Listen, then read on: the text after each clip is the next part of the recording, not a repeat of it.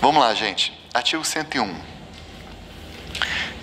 Vai falar da vigência, tá? E diz assim: a vigência no espaço e no tempo da legislação tributária rege-se pelas disposições legais aplicáveis às normas jurídicas em geral, ressalvado o previsto nesse capítulo.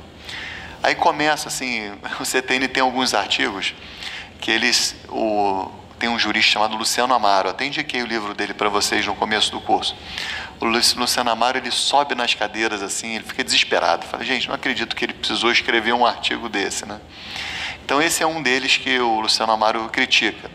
Diz assim, gente, ele está dizendo assim, olha, a vigência da legislação tributária no espaço e no tempo seguem as normas gerais do direito, exceto o que está expressamente previsto aqui.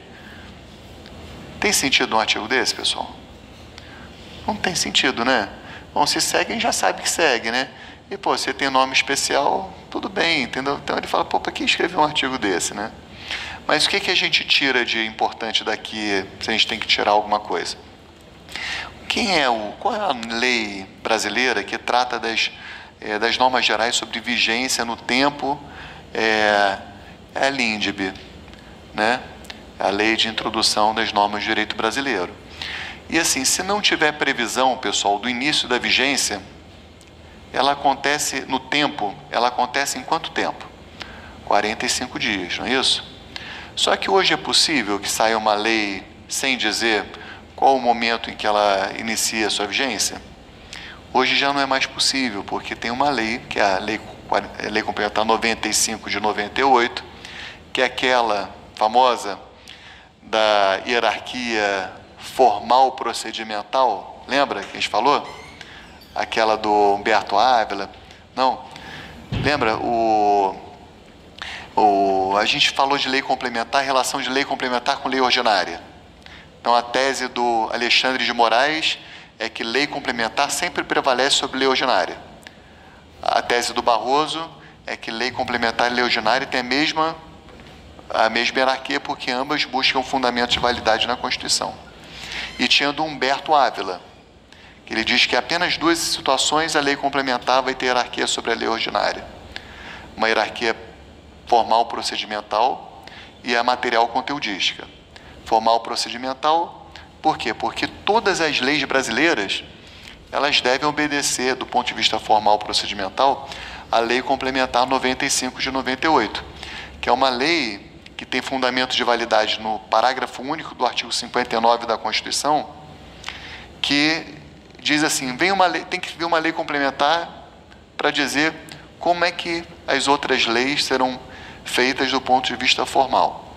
E essa lei complementar 95 existe. E ela diz, olha, o artigo 1º de todas as leis deve dizer do que dispõe a lei, né? As leis têm que ter uma ementa, tem que ter isso, tem que ter aquilo, e no final ela sempre tem que dizer quando é que ela inicia a sua vigência. Então, a partir da Lei Complementar 95, todas as leis, elas são obrigadas a dizer expressamente quando elas entram em vigor. Então, essa regra da LINDB, dos 45 dias, ela está meio, hoje, sem aplicação. Tudo bem? Mas se por um acaso surgir alguma lei aí que não fale nada, né, ela, a rigor, ela entra em vigor 45 dias depois, né? Agora, isso significa que uma lei tributária produz efeitos 45 dias depois? Tem uma diferença, lembra? Entre vigência, validade e eficácia. Lembra disso? Quando a gente fala em vigência, a gente está se referindo à entrada dela no mundo jurídico, não é isso? É a existência dela. Quando a gente fala em validade, lembra daquele triângulozinho da pirâmide? Validade, a gente está se referindo a se ela está de acordo com o fundamento de validade dela. E eficácia, quando é que ela produz efeitos, não é isso? Por conta do princípio da anterioridade tributária e da noventena, as leis tributárias que instituem ou majoram tributos, elas têm uma eficácia, em geral, ou de 90 dias após, ou então no primeiro dia de janeiro do ano seguinte, né? Então, aí a gente está no plano da eficácia. Tudo bem, a lei pode Ela está em vigor, ela existe, mas ela só produz efeitos a partir do momento que a anterioridade liberar. Certo? Isso é pacífico? Em relação a essa questão da eficácia, vigor, vigência, não é pacífico. Tem doutrinadores que fazem diferença entre vigor e vigência. Já ouviram isso? Essa diferença entre vigor e vigência? Existe, tá? Doutrinadores que fazem essa diferença, mas eu não sei explicar direito não, pessoal. Na minha época não tinha dessas coisas não. Tinha só vigência, validade e eficácia, tá? Mas enfim, vocês podem falar com segurança que produz efeitos. Eu até já cobrei isso em prova, tá? A questão era a seguinte, eu cheguei para o candidato e falei, prova oral também. Dê um exemplo de uma norma que tenha vigência, mas não tem eficácia. E uma norma que tem eficácia e não tenha vigência. Tá? Uma norma que tem vigência e não tem eficácia é aquela que já existe no mundo jurídico, mas ela não produz efeitos ainda porque está esperando a anterioridade. Ela só vai produzir efeitos a partir do dia 1º de janeiro do ano seguinte. Mas ela já entrou no mundo jurídico. Já houve a publicação no Diário Oficial dessa norma. Tá? Ela entra em vigor na data de sua publicação, mas só produz efeitos a partir do dia 1º de janeiro do ano seguinte. Agora, tem normas que produzem efeitos, mas não estão mais em vigor. Por exemplo, a minha avó faleceu em novembro de 2017, certo? Faleceu e deixou bens. Então, lembra do direito de Sisine? Quando a pessoa falece, a transmissão por ficção jurídica acontece no momento do falecimento, não é isso? Então, qual era a lei que vigia na época que ela morreu? Era uma lei que determinava a alíquota do ITD, pós-transmissão causa-morte, de 4%. Só que o inventário só foi aberto alguns meses depois, quando essa lei já tinha sido revogada. A lei que vigia na época do falecimento dela já tinha sido revogada. Então, a lei nova era uma lei que previa alíquotas de 4% a 8% progressivas. Só que essa lei não estava em vigor no momento do falecimento. Só que o fato gerador aconteceu na época que estava em vigor aquela lei dos 4%. Então, no inventário, qual lei que vai ser aplicada? A lei que estava em vigor na época da prática do fato gerador, foi o falecimento dela, a transmissão dos bens, pelo direito de Sisine. Então, essa lei, ela está produzindo efeitos, mas não está mais em vigor. Ela não existe mais no mundo jurídico, mas está produzindo efeitos ainda. Tá? Entenderam isso? A gente vai falar mais disso quando falar de fato gerador, mais para frente, tá? Só para vocês entenderem um pouco essa discussão. Bom, então, artigo 101, já explicamos, 102. A legislação tributária, esse 102, pessoal, ele vai falar da eficácia territorial de uma legislação tributária.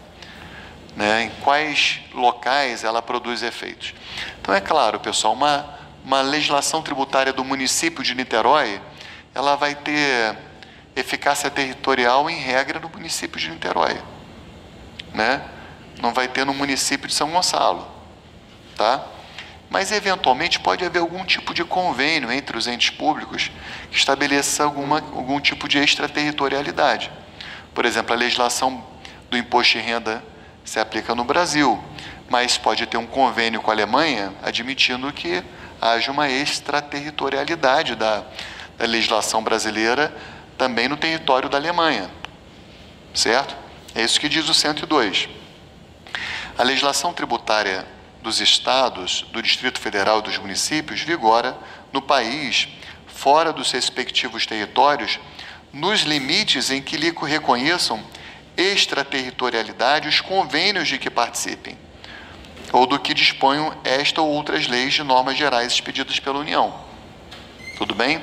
Então, a extraterritorialidade de uma legislação tributária, ela só vai acontecer em caso de convênio ou de previsão expressa em alguma lei. Tá? É isso que diz o 102.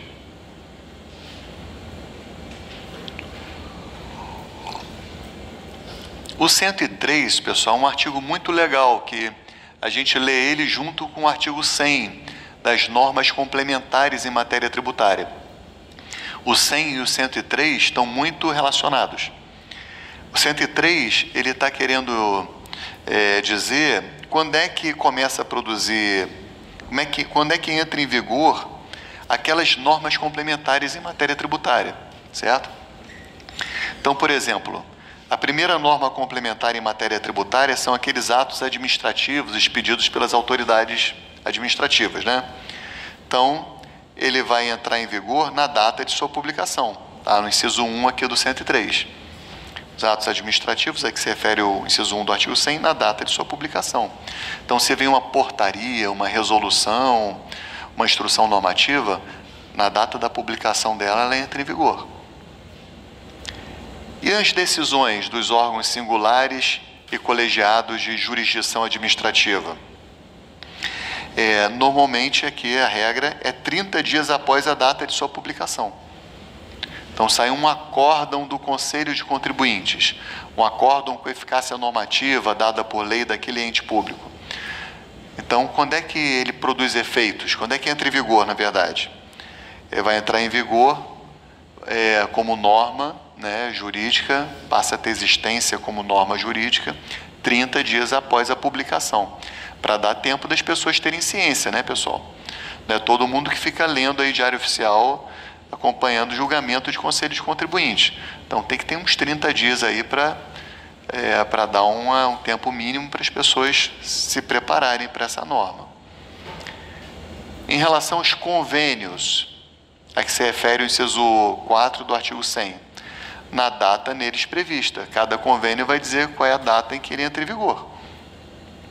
Tudo bem? Qual é a norma complementar que está faltando aqui, pessoal? Os costumes, né? E quando é que um costume entra em vigor? É quando ele passa a ser compreendido pelos destinatários daquela norma como obrigatório, né? Como cogente. É isso que a gente aprende internacional? Tem um nome, não tem um nome para isso? A gente aprende, vocês tiveram DIP, né? Então, em DIP a gente aprende que o costume internacional, ele passa a entrar em vigor no momento em que os destinatários daquela norma entendem ela como obrigatória. Tem um nome, tá? Eu não vou lembrar o nome técnico disso não, mas tem um nome. Certo? Então, aqui não tem sentido você estabelecer o momento exato.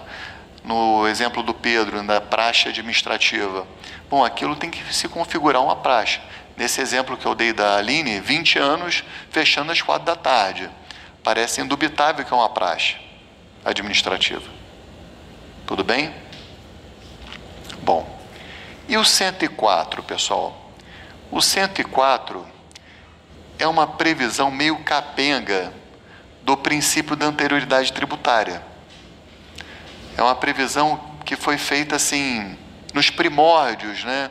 Lá em 1966. Então, é uma previsão do princípio da anterioridade meio limitadinha. Ela limita alguns tributos e algumas situações.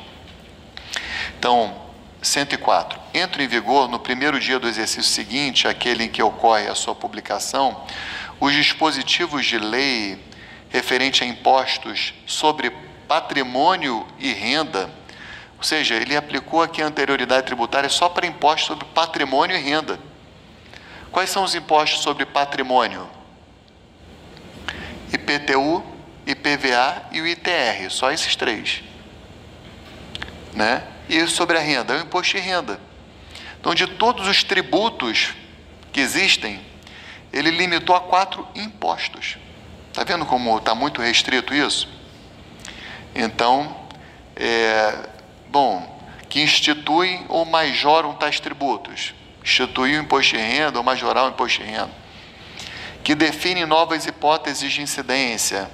Novas hipóteses de incidência do IPTU, sei lá. E que extinguem ou reduzem isenções. salvo se lei dispuser de matéria mais favorável ao contribuinte, observado o disposto no artigo 178. Ou seja, tem uma isenção de imposto de renda, certo? Então, que foi extinta. Então, a rigor, com a extinção de uma isenção, uma revogação de uma isenção, só a partir do dia 1º de janeiro do ano seguinte, que se poderia considerar fatos geradores do imposto de renda a renda obtida em razão daquela situação que era isenta anteriormente.